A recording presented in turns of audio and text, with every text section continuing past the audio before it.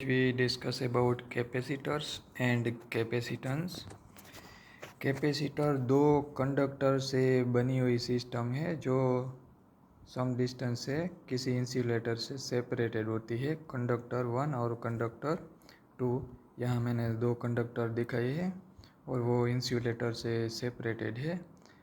और हम एक कंडक्टर की सिस्टम को भी कैपेसिटर कह सकते हैं। ऐसे कैपेसिटर में हम आइडियली ऐसा कंसिडर कर सकते हैं कि दूसरे कंडक्टर इनफाइनाइट डिस्टेंस पर रखा है, लेकिन नॉर्मली प्रैक्टिस में दो कंडक्टर की सिस्टम को कैपेसिटर कंसिडर किया जाता है। और ये दोनों कंडक्टर को कैपेसिटर की दो प्लेट बोला जाता है और एक प्लेट पर पोटेंशियल V1 और दूसरी प्लेट पर पोटेंशियल V2 और पहला कंडक्टर पर चार्ज Q1 और दूसरे कंडक्टर पर चार्ज Q2 है, ऐसा हम एज्यूम कर लेते हैं। और जस्ट सिंपली ये Q1 charges is equal to positive plus Q लिया जाता है और generally Q2 is equal to minus Q लिया जाता है। ऐसे केस में जो ये सिस्टम बनती है कैपेसिटर की, उसका ओवरऑल टोटल चार्ज तो न्यूट्रल रहता है, लेकिन Q चार्ज को कैपेसिटर का चार्ज कंसीडर किया जाता है और उनके बीच का potential difference V is equal to V1 minus V2 होता है।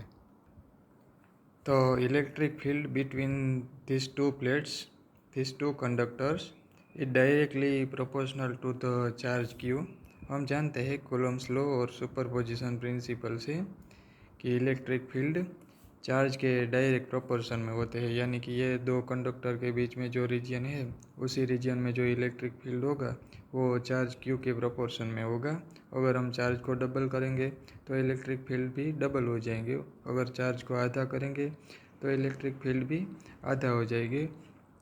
और हम ये भी जानते हैं कि पोटेंशियल इलेक्ट्रिक फील्ड में यूनिट चार्ज पर किया गया वर्क है, यानी कि पोटेंशियल इलेक्ट्रिक फील्ड के प्रोपोर्शन में है, यानी कि इलेक्ट्रिक फील्ड डबल होगा तो पोटेंशियल भी डबल होगा, और ये इलेक्ट्रिक फील्ड आधा होगा तो पोटेंशियल भी आधा होगा।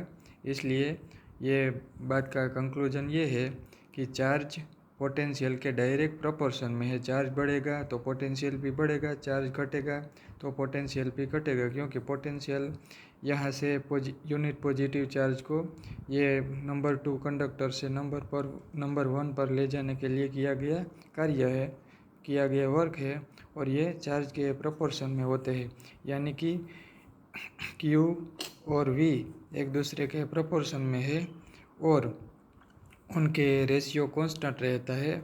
और ये Q/V के रेशियो को कैपेसिटेंस C बोला जाता है। C is equal to Q/V।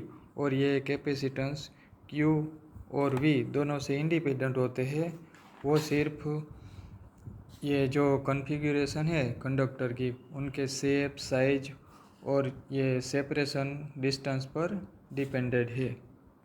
Capacitance यानी कि ये कैपेसिटर का जो कैपेसिटेंस है वो दोनों कंडक्टर के बीच में जो डाइइलेक्ट्रिक मटेरियल, इंसुलेटिंग मटेरियल रखा जाता है, उनके नेचर पर भी डिपेंडेंट है।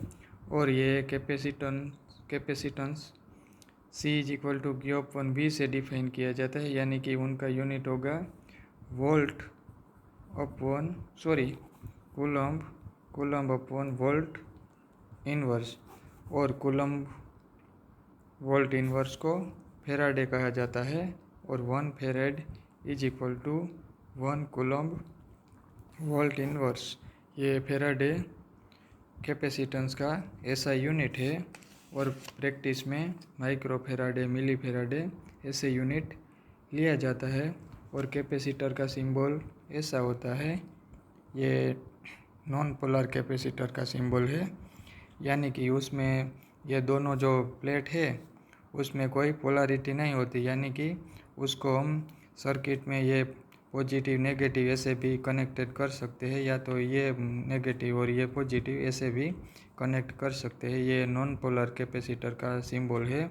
और पोलर कैपेसिटर का सिंबल के बारे में बात करें तो उसका सिंबल, ये जो पॉजिटिव प्लेट है वो थोड़ी सी ऐसी कर्व होती है, और ये नेगेटिव प्लेट, ये फिक्स कैपेसिटर है, उसमें ये ऑलवेज पॉजिटिव प्लेट रहती है और ये ऑलवेज नेगेटिव प्लेट रहती है, यानी कि हमें सर्किट में कनेक्ट करने के लिए उसको बैटरी के पॉजिटिव एंड के साथ ज्वाइंट करना पड़ता है और इसको नेगेटिव एंड के साथ।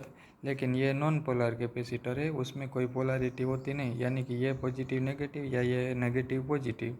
ये नॉन पोलर कैपेसिटर और ये पोलर कैपेसिटर, ये दोनों फिक्स कैपेसिटर है, यानी कि उनका कैपेसिटेंस फिक्स होता है, उसमें कोई वेरिएशन नहीं होता। लेकिन वेरिएबल कैपेसिटर भी होते हैं और वेरिएबल कैपेसिटर के सिंबल ऐसे होते हैं या एरो से दिखाए जाते हैं। ये वेरिएबल कैपेसिटर का सिंबल है और उसका कैपेसिटेंस वेरी होता है।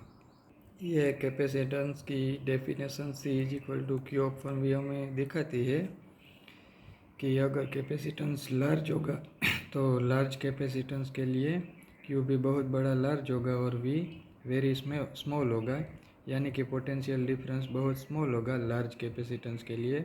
और पोटेंशियल डिफरेंस अगर स्मॉल होगा तो इलेक्ट्रिक फील्ड भी स्मॉल होगा।